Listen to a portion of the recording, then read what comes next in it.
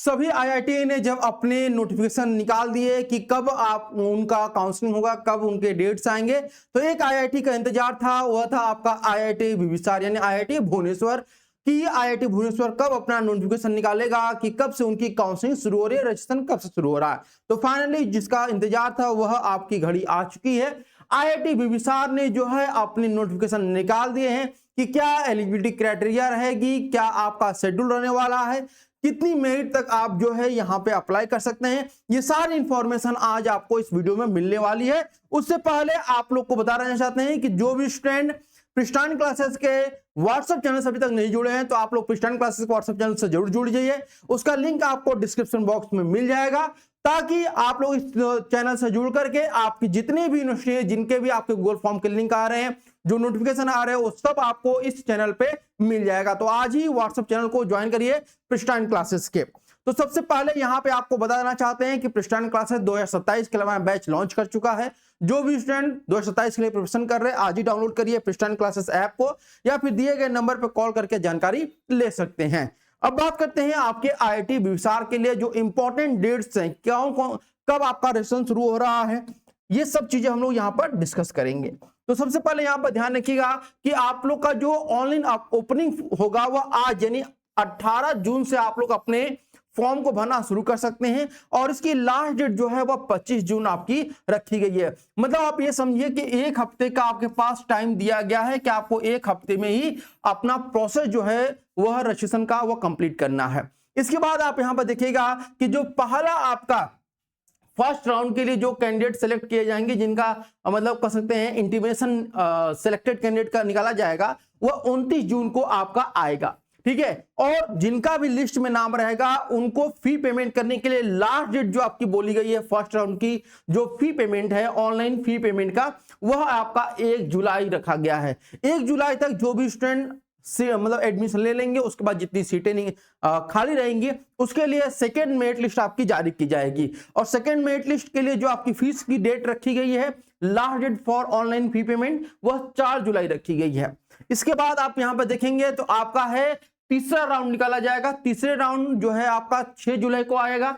उसके बाद fee payment की जो लास्ट डेट है थर्ड मेरिट लिस्ट के फी पेमेंट की, वह 8 जुलाई रखी गई है। इसके बाद आपकी चौथी मेरिट लिस्ट निकाली जाएगी, जो रहेगी आपकी 9 जुलाई को चौथी मेरिट लिस्ट निकाली जाएगी।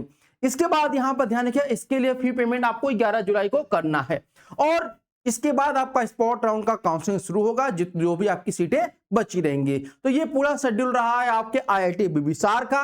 अब आईआईटी बिबिसार में आप अप्लाई कर रहे हैं तो यहां पर ध्यान रखिए, इसकी जो फीस है वह 500 रुपए आपकी रजिस्ट्रेशन की जो फीस है वह रहने वाली है। तो आप लोग ध्यान रखिएगा इस बात को। साथ ही यहां पर सीट के बारे में बात करते हैं तो आपको 4 प्रकार के मेजर सब्जेक्ट आपको यहां पर मिलेंगे। पहला आपका है फिजिक्स, दूसरा है केमिस्ट्री, तीसरा मैथ, और चौथा जो है इकोनॉमिक्स होता है। तो फिजिक्स में आपकी 12 सीटें हैं, केमिस्ट्री में आपकी 13 सीटें हैं, मैथ में आपकी 12 सीटें हैं, यहां पर ध्यान रखिएगा। और इसके बाद आपकी जो है मैथ में 13 सीटें हैं और इकोनॉमिक्स में 12 सीटें हैं। तो यहां पर मैथ और इकोनॉमिक्स वही स्टूडेंट ले सकते हैं जिन्होंने एनसीईटी के एग्जामिनेशन में मैथ को चूज किया हुआ था, और बाकी आगे हम लोग इसके बारे में डिटेल में जानकारी भी लेंगे। अब बात करते हैं एलिजिबिलिटी क्राइटेरिया के बारे में, क्या यहां पर बोला गया है आईआईटी बिबिसार की तरफ से। तो उन्होंने बोला है कि भैया आपका जो 12th होगा, ध्यान रखिएगा 12th जो होगा उसमें सभी सब्जेक्ट को मिलाकर के, सभी सब्जेक्ट जितने रहेंगे, जैसे आपके 12th में 5 सब्जेक्ट होते हैं, ठीक है, तो ये सभी 5 सब्जेक्ट को मिला करके आपका, अगर आप अनरिजर्व कैटेगरी से हैं यानी जनरल से हैं तो 60% होना चाहिए, ईडब्ल्यूएस से हैं तो भी 60% आपका होना चाहिए। अनरिजर्व और ईडब्ल्यूएस के लिए 60%, ओबीसी के लिए 55%, एससी एसटी और पीडब्ल्यूडी के लिए 50% रखा गया है। ये आपके क्लास 12th की बात की गई है, पहली बात। दूसरी बात ध्यान देंगे कि आपका 12th के बाद आप एनसीईटी एग्जामिनेशन दिए हैं, तो एनसीईटी एग्जामिनेशन में आपके 7 सब्जेक्ट होते हैं। आप सभी को पता है कितने होते हैं, 7 सब्जेक्ट होते हैं। तो ये सभी 7 सब्जेक्ट में एटलीस्ट एक क्वेश्चन आपने जरूर किया होगा, ठीक है, एक क्वेश्चन आपने भले किया हो। लेकिन हो सकता है कि किसी स्टूडेंट का माइनस में नंबर चला गया, जैसे -4 नंबर, तो उससे कोई दिक्कत नहीं है, आपको बस यहां पे अपीयर होना है, ठीक है। हर एक सेक्शन से एक क्वेश्चन आपको जरूर अटेम्प्ट करना है, ठीक है, आया बात समझ में। अब तीसरी बात यहां पर यह बोला गया है कि आपका जो पैदाइश यानी कि जन्म तिथि है, यहां पर इसके बारे में बोला गया है कि आपकी जो पैदाइश से जो जन्म है वह आपका 1 अक्टूबर 2006 से पहले न हुआ हो या उसके बाद हुआ हो, ठीक है। उसके पहले अगर आपका हुआ है तो फिर आप एलिजिबल नहीं है, ये बात ध्यान रखिएगा। किसके लिए? अनरिजर्व और ईडब्ल्यूएस के लिए। ओबीसी के लिए यहां पर बोला गया 1 अक्टूबर 2003, एससी एसटी के लिए बोला गया है 1 अक्टूबर 2001। ठीक है, तो ये आपकी जन्मतिथि को लेकर के क्लियर यहां पर बात कर दी गई, कितनी एज आपकी होनी चाहिए। अब आगे बढ़ते हैं यहां पर, तो बोला गया है यहां पर कि 4 मेजर सब्जेक्ट आप यहां पे चूज कर सकते हैं। पहली बात यहां ध्यान रखिएगा, आपको प्रेफरेंस देना होगा कि कौन सा मेजर सब्जेक्ट आप चूज करेंगे। प्रेफरेंस में आपको आगे बताऊंगा कैसे चूज करना है।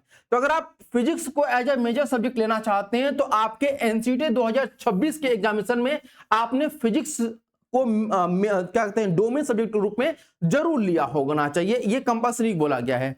साथ ही आपने जो है अपने 12th में फिजिक्स और मैथ जरूर पढ़ा हो। एनसीटी के एग्जामिनेशन में जो डोमेन सब्जेक्ट वो फिजिक्स होना चाहिए, 12th में फिजिक्स और मैथ दोनों होना चाहिए। साथ ही यहां पर बोला गया है कि आपका फिजिक्स में जो है अगर आप जनरल कैंडिडेट हैं तो आपके 60% मार्क्स होने चाहिए, ओवरऑल नहीं, इंडिविजुअल फिजिक्स में यहां पे बात की गई है। इंडिविजुअल फिजिक्स की बात की गई है कि आपके फिजिक्स में जो है वह 12th क्लास में कितने होने चाहिए? 60% होने चाहिए अनरिजर्व ईडब्ल्यूएस के लिए।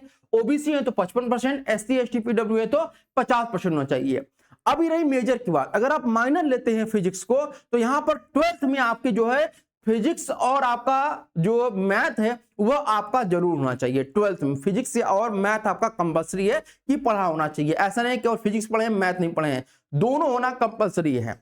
अब आगे बढ़ते हैं, अब केमिस्ट्री की बात करते हैं। तो केमिस्ट्री में भी सेम चीज यहां पर बोला गया है कि केमिस्ट्री आपने जो है एनसीटी के एग्जामिनेशन, एनसीटी 2026 के एग्जामिनेशन में केमिस्ट्री को आपने क्या किया हो? डोमेन के तौर पर चूज किया हो। साथ ही साथ यहां पर बोला गया है कि आपका 12th में जो है केमिस्ट्री और मैथ जरूर होना चाहिए। यहां फिजिक्स नहीं बोला गया है बल्कि केमिस्ट्री और मैथ होना चाहिए, यह ध्यान रखिएगा।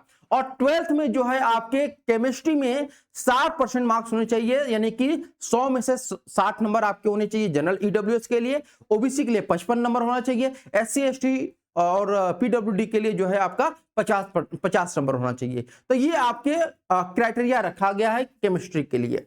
अब यहीं पे मैथ और इकोनॉमिक्स दोनों के लिए सेम क्राइटेरिया यहां पर है कि मैथ और इकोनॉमिक्स अगर आपको चाहिए तो आपके एनसीटी 2026 में क्या होना चाहिए? मैथ होना जरूरी है। ठीक है, मैथ होना जरूरी है, ये आपका बोला गया है, ये बात आप लोग ध्यान रखिएगा। साथ ही साथ आपका जो 12th है उसमें आपने मैथ जरूर लिया हो, भले कोई सब्जेक्ट उसके साथ आपने लिया हो या ना लिया हो, लेकिन मैथ होना कंपल्सरी है, मैथ और इकोनॉमिक्स के लिए। ठीक है, और उसके साथ यहां पर ध्यान रखिएगा कि मैथ में आपने जो है 12th क्लास में मैथ में आपने 60% आपका होना चाहिए, मैथ में, इंडिविजुअल मैथ में, जनरल के लिए और ईडब्ल्यूएस के लिए। ओबीसी के लिए 55%, एससी एसटी पीडब्ल्यूडी के लिए आपका 50% होना जरूरी है। ये आपका क्राइटेरिया यहां पर रखा गया है मैथ और इकोनॉमिक्स के लिए। अब आगे बढ़ते हैं, डॉक्यूमेंट क्या क्या आपको चाहिए? तो सबसे पहले आपका आधार कार्ड चाहिए, ये बात ध्यान रखिएगा। आपके बैंक पासबुक का पहला पेज होना चाहिए और आपका जो है 10th का मार्कशीट होना जरूरी है। ठीक है, 10th मार्कशीट, 12th की मार्कशीट, एनसीटी का जो स्कोर कार्ड वो होना चाहिए। कैटेगरी सर्टिफिकेट, जैसे ओबीसी हैं तो ओबीसी का आपको होना चाहिए, ओबीसी सेंट्रल का। ठीक है, आया समझ में? आपका फोटोग्राफ और सिग्नेचर, ये आप जब ऑनलाइन रजिस्ट्रेशन करेंगे आईआईटी बिबिसार में तो वहां पे आपको ये सारे डॉक्यूमेंट की आवश्यकता होगी। इसके बाद यहां पर आपको, जैसे मैंने बताया कि आपको 4 मेजर सब्जेक्ट यहां पर आप चूज कर सकते हैं, चॉइस ऑफ। ठीक है, तो कैसे कैसे चूज करेंगे ये भी ध्यान रखिएगा। Applicant can select as many preference for the discipline majors as desired। तो आपको यहां पर मान लेते हैं कि आपने मेजर 3 सब्जेक्ट आपने लिया है, पीसीएम आपने लिया हुआ है, किसमें लिया हुआ है? एनसीटी 2026 में। अब आपके फिजिक्स में जो है मान लेते हैं कि यहां पर फिजिक्स में आपके 56 नंबर है, केमिस्ट्री में जो है आपका 88 नंबर है। ठीक है, और मैथ में जो है आपके 40 नंबर है। तो और यहां पर इस प्रकार से आप नंबर चूज कर सकते हैं कि आपका जो मेजर सब्जेक्ट होना चाहिए, पहले नंबर पे आप केमिस्ट्री रखिए, दूसरे नंबर पे आप फिजिक्स को रखिए, तीसरे नंबर पे आप मैथ को रखिए और चौथे नंबर पे आप इकोनॉमिक्स को रखिए। ये आपका प्रेफरेंस होना चाहिए। मैक्सिमम 4 ही आप यहां पर मेजर सब्जेक्ट चूज कर सकते हैं। ठीक है, अब बात समझ में यहां पर क्लियरली। आगे बढ़ते हैं, यहां पर एडमिशन प्रोसेस क्या होगा कि जो आपका सीट अलॉटमेंट होगा, जो भी मेजर सब्जेक्ट आपने प्रेफरेंस में दिया होगा, उस प्रेफरेंस के अकॉर्डिंग आपको देखा जाएगा कि मिनिमम जो एलिजिबिलिटी क्राइटेरिया आप हैं वो कर रहे हैं कि नहीं कर रहे हैं, जो अभी हम लोग बात किए थे।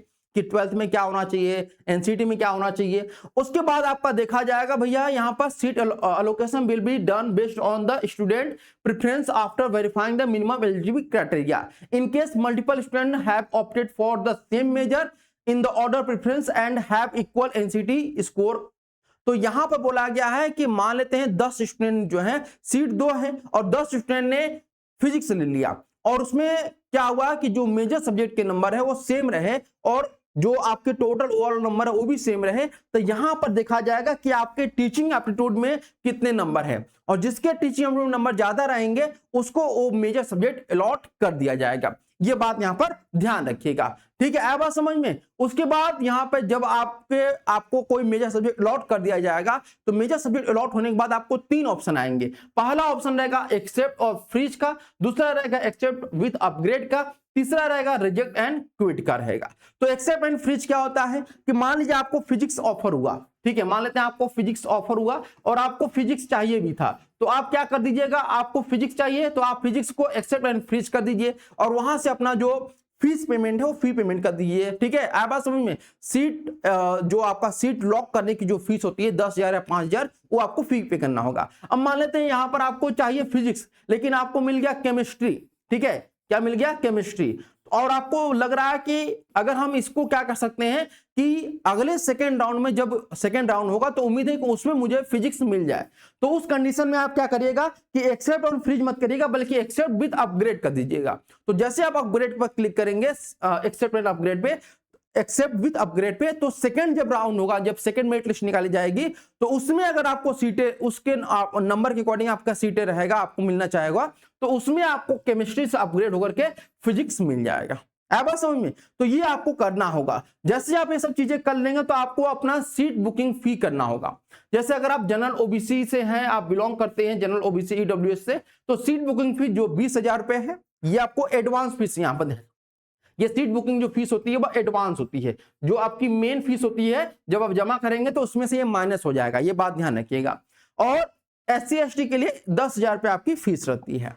इसके बाद यहां पे ध्यान रखिएगा फीस स्ट्रक्चर क्या है आपका। जैसे जनरल ओबीसी ईडब्ल्यूएस के लिए सारा आपका है क्वेश्चन मनी क्या है, ये रिफंडेबल होता है 12,000 रुपए आपका, जैसे एक साल कंप्लीट होगा आपको पेमेंट वापस हो जाएगा। वन टाइम फीस 8,000 होती है, फर्स्ट सेमेस्टर फीस 14,650 होती है। ये SC और ST वालों के लिए जो है आपका ये बिल्कुल फ्री रहता है, ST ST और PWD वालों के लिए ये फ्री, मतलब इसमें क्या होता है कंसेशन होता है, बिल्कुल नील होता है, ठीक है, नील। किसके लिए, फर्स्ट सेमेस्टर जो फीस होती है वो SC ST के लिए नील होती है। मेडिकल इंश्योरेंस 2,390, हॉस्टल चार्ज आपका 27,500, ठीक है। तो जनरल ईडब्ल्यूएस ओबीसी कैटेगरी के लिए 64,540 रुपए आपको पे करना होता है। लेकिन चूंकि आपने ऑलरेडी जो है 20,000 रुपए अपना दे चुके हैं आप सीट लॉक करने के लिए, तो आपको जो पेमेंट करना होगा वो माइनस इसमें कर दीजिएगा, लगभग आपका 44,540 रुपए आपको जो है वह फी पेमेंट करना होगा, ठीक है। ये रही आपको सारी इंफॉर्मेशन।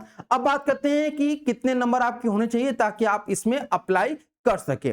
तो यहां पर ध्यान रखिएगा, अगर आप जनरल से हो 360 नंबर तक अगर आपके आ रहे हैं तो जरूर यहां पे अप्लाई कर दीजिए, चांसेस अच्छा है कि आपका यहां पे एडमिशन हो जाए। ईडब्ल्यूएस से तो 350 अगर है तो अप्लाई कर दीजिए, ओबीसी 340, SC 320 और ST 300 तक, यानी ये आपका सेफ स्कोर बिल्कुल रहेगा किसके लिए, रजिस्ट्रेशन करने के लिए। अगर आप रजिस्ट्रेशन करने जा रहे हैं तो यहां पर देख लीजिएगा, अगर इतने आपके नंबर आ रहे हैं तो आप बिल्कुल यहां पे अप्लाई कर दीजिए। आई होप आपको सारी इंफॉर्मेशन जो है वो मिल चुकी होगी। अगर फिर भी कोई डाउट आपका रह गया है IIT विविसार को लेकर के तो आप कमेंट करिएगा, आपके सभी कमेंट का जवाब दिया जाएगा। आज के लिए धन्यवाद, thank you so much for watching this video.